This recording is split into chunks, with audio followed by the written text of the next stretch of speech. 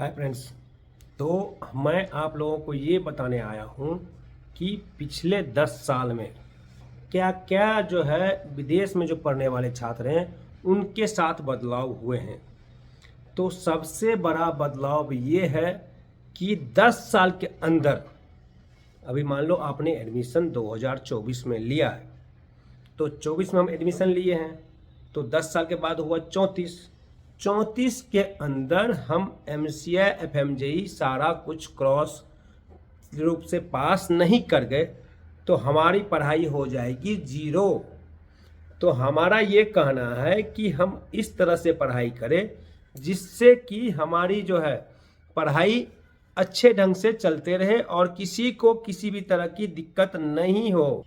तो पढ़ाई में सबसे पहले ध्यान ये देना है कि हमारी पढ़ाई किसी भी तरीके से 10 साल के अंदर ही कंप्लीट हो, 10 साल के ऊपर नहीं जाए।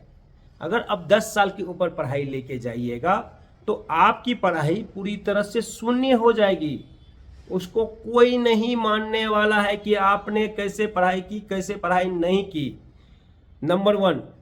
नंबर 2, ये देखना है कि सबसे ज़्यादा बच्चे कहाँ से पास होते हैं, किस कंट्री से पास होते हैं। अगर इन सबों का रेशियो देखिएगा तो पिछले 10 साल में तकरीबन 2-2.25 लाख बच्चे बाहर पढ़ने गए।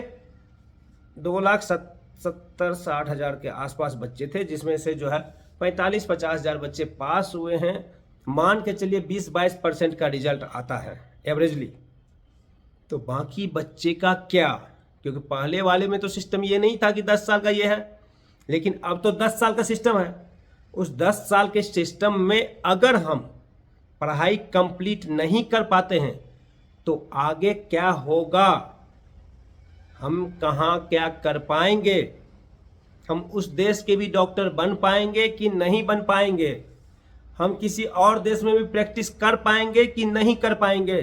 इन सब बातों का ध्यान में रख करके ही किसी भी देश में MBBS की पढ़ाई करने के लिए बाहर जाना है। तो मैं आप लोगों को बार बार आके इसलिए चेतावनी दे रहा हूं कि आप लोग जो बाहर पढ़ाई करने जा रहे हैं, अगर आपके अंदर ये कैपेसिटी है कि हम वहां से आकर के MCI निकाल लेंगे, हम वहां जो पढ़ाई करने जा रहे हैं वहां हम मन से पढ़ाई करेंगे, वहां हम डिस्को क्लब इन सब जगह पे नहीं जाएंगे और अपनी पढ़ाई पर ही फोकस करेंगे, तो ही आप विदेश पढ़ने जाए। क्योंकि वहां भी पढ़ने में 40 लाख के आसपास का खर्च आ ही जाता है।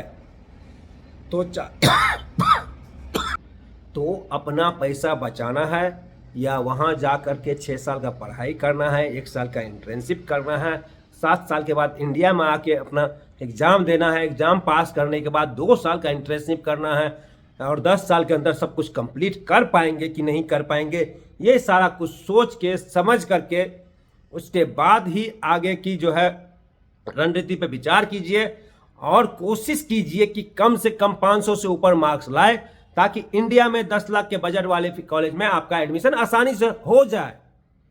कोशिश ये करना है। तो all the best and thank you.